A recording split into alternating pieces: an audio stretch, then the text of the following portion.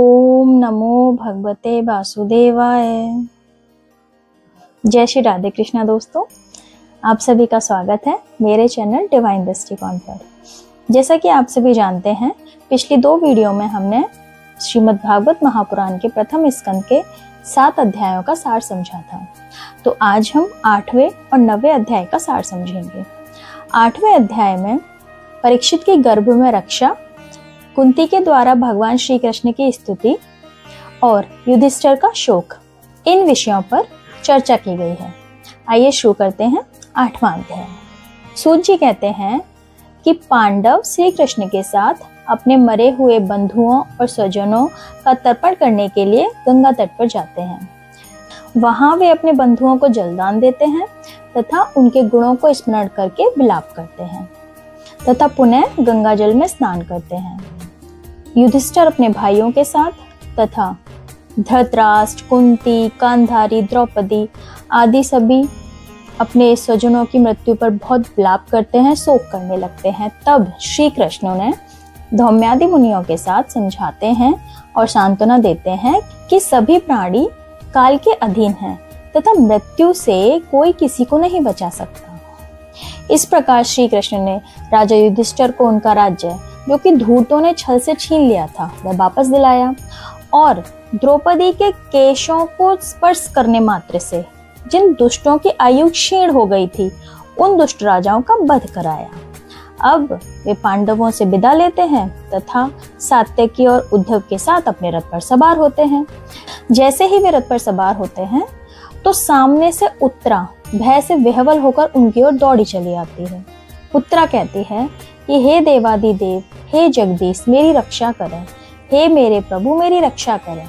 यह दहकता हुआ बाण मेरी ओर चला आ रहा है, इससे मेरी रक्षा करें। वह कहती है कि हे प्रभु, यह बाण भले ही मुझे जला दे, भले ही मुझे नष्ट कर दे, लेकिन मेरे गर्भ की इस दहकते हुए बाण से रक्षा करो। सूत जी आगे कहते हैं कि उत्तरा की यह बात सुनकर कृष्ण समझ गए। उन्होंने पहचान लिया कि अश्वत्थामा ने यह ब्रह्मास्त्र छोड़ा है ताकि वह पांडवों के वंश को निर्वीज कर सके। वह समझ गए। इतने में ही 5 पांडव भी उठ खड़े हुए। उन्हें भी अपनी ओर 5 दहकते हुए बाण आते दिखाई देते हैं, तो वह भी अपने शस्त्रों को लेकर तैयार हो गए। तब श्री कृष्ण ने अपने निज अस्त्र सुदर्शन चक्र से उन सभी की रक्षा की तथा अपने माया कवच से उत्तरा के गर्भ को ढक दिया, जिससे कि उसके गर्भ में उस टाइम जो शिशु पल रहे थे वो थे परीक्षित, उनकी रक्षा हो सके। इस प्रकार श्री कृष्ण ने उन सभी की रक्षा की। तब ब्रह्मास्त्र से मुक्त उनके सभी पुत्र और द्रौपदी के साथ कुंती श्री कृष्ण की आराधना करते हुए उनकी स्तुति इस प्रकार करती हैं कि आप समस्त जीवों में बाहर और भीतर एक रस स्थित हैं, अर्थात एक समान स्थित हैं, लेकिन इंद्रियों और वृत्तियों से देखे नहीं जा सकते, क्योंकि आप प्रकृति से परे आदि पुरुष परमेश्वर हैं। मैं आपको बार बार नमस्कार करती हूँ। जिनकी नाभि से ब्रह्मा का जन्म स्थान कमल प्रकट हुआ है, जो सुंदर कमलों की माला धारण करते हैं, जिनके नेत्र कमल के समान विशाल और कोमल हैं, जिनके चरण कमलों पर कमल का चिन्ह है, ऐसे श्री कृष्ण को मैं बार बार नमस्कार करती हूँ। हे प्रभु, आपने ही दुष्ट कंस से देवकी की रक्षा की थी, इसी प्रकार आपने मेरी और मेरे पुत्रों की बार बार विपत्तियों से रक्षा की है। आप ही हमारे स्वामी हैं, इसीलिए हे प्रभु, हमारे जीवन में सर्वदा पद पद पर विपत्तियां आती रहें, क्योंकि विपत्तियों में ही निश्चित रूप से आपके दर्शन होते हैं और आपके दर्शन हो जाने पर जन्म मृत्यु के चक्करों में फिर नहीं आना पड़ता है। आगे वे कहती हैं कि जो मनुष्य धन, ऐश्वर्य, विद्या, संपत्ति आदि के कारण घमंड में आ गया है, वह तो आपका नाम तक नहीं ले सकता, क्योंकि आप तो उन लोगों को दर्शन देते हैं जो अकिंचन हैं, अर्थात बहुत गरीब हैं। आप तो निर्धनों के परम धन हैं। आगे श्री कृष्ण की लीलाओं का वर्णन करते हुए कुंती कहती हैं कि जब आपने दूध की मटकी फोड़कर माँ यशोदा को खिजा दिया था, अर्थात गुस्सा दिला दिया था, और उन्होंने आपको बांधने के लिए रस्सी हाथ में ले ली थी। तब आपकी आंखों में आंसू छलक आए थे। आपका काजल कपोलों तक आ चुका था। आपके नेत्र चंचल हो गए थे। आपने भय से अपना मुख नीचे की ओर झुका लिया था। आपकी उस दशा का, छवि का, लीला का ध्यान करके मैं मोहित हो जाती हूँ। क्या आप हमें, अपने आश्रितों को, संबंधियों को छोड़कर जाना चाहते हैं? क्या आप नहीं जानते कि आपके चरण कमलों के अतिरिक्त हमारा कोई और सहारा नहीं है? सूत जी कहते हैं कि कुंती के इस प्रकार के शब्दों को सुनकर श्री कृष्ण मंद मंद मुस्कुराने लगे और कुंती से कह दिया, अच्छा ठीक है। फिर रथ के स्थान से हस्तिनापुर लौट गए। वहां सुभद्रा और कुंती से विदा लेकर जैसे ही वे चलने लगे तो युधिष्ठिर ने रास्ते में उन्हें बड़े प्रेम से रोक लिया। युधिष्ठिर को अपने भाई बंधुओं के मारे जाने का बहुत शौक हो रहा था। वे बोले कि मैंने ब्राह्मण, बालक, भाई बंधु, चाचा, ताऊ, सगे संबंधी, मित्र आदि सभी से द्रोह लिया है। मुझे तो करोड़ों वर्षों में भी नरक से छुटकारा नहीं मिल सकता। यद्यपि मैं जानता हूँ कि शास्त्र का वचन है, यदि राजा प्रजा का पालन करने के लिए धर्म युद्ध में शत्रुओं को मारता है, शत्रुओं का नाश करता है, तो उसे पाप नहीं लगता। लेकिन फिर भी मुझे इससे संतोष नहीं है। जिस प्रकार कीचड़ से गंदले जल यानी गंदे जल को साफ नहीं किया जा सकता और मदिरा से मदिरा की अपवित्रता नहीं मिटाई जा सकती, वैसे ही यज्ञों को करके किसी एक भी प्राणी के हत्या का पश्चाताप नहीं किया जा सकता। इति श्रीमद् भागवते महापुराणे पारमहंस्यां संहितायां प्रथम स्कंदे कुंती स्तुतिर् युधिष्ठिरानुतापो नामाष्टमो अध्याय। इस प्रकार 8वें अध्याय का सार संपूर्ण होता है। आइए चलते हैं 9वें अध्याय की ओर। 9वें अध्याय में युधिष्ठिर आदि का भीष्म पितामह के पास जाना और श्री कृष्ण की स्तुति करते हुए भीष्म पितामह का अपने प्राणों का त्याग करना आदि विषयों पर चर्चा की गई है। आइए शुरू करते हैं। सूत जी कहते हैं कि युधिष्ठिर को प्रजाद्रोह का भय हो गया था। अब सभी धर्मों का ज्ञान प्राप्त करने की इच्छा से वे कुरुक्षेत्र की यात्रा पर निकले, जहां भीष्म पितामह सरसैया पर पड़े हुए थे। पांडवों ने देखा कि भीष्म पितामह स्वर्ग से गिरे हुए देवता के समान पृथ्वी पर पड़े हैं।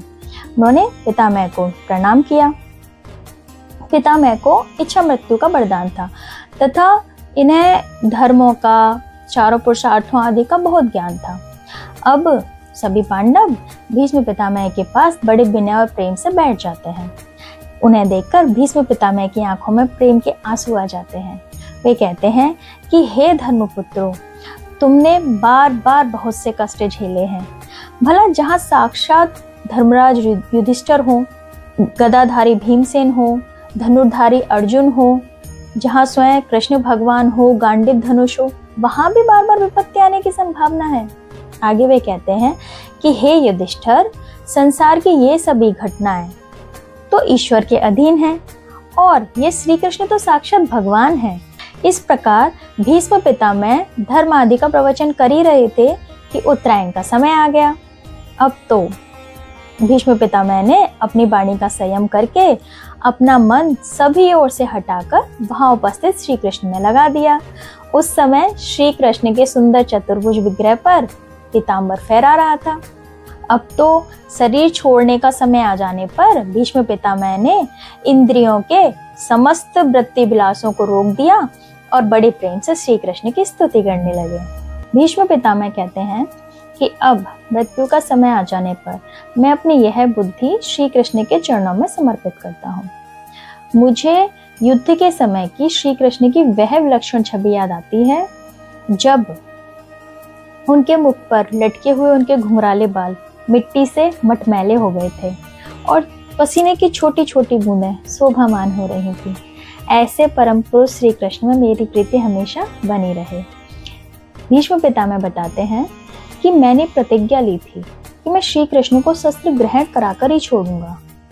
तब मेरी इस प्रतिज्ञा को सत्य और ऊंची साबित करने के लिए ही श्री कृष्ण ने अपनी शस्त्र ग्रहण ना करने की प्रतिज्ञा तोड़ दी थी।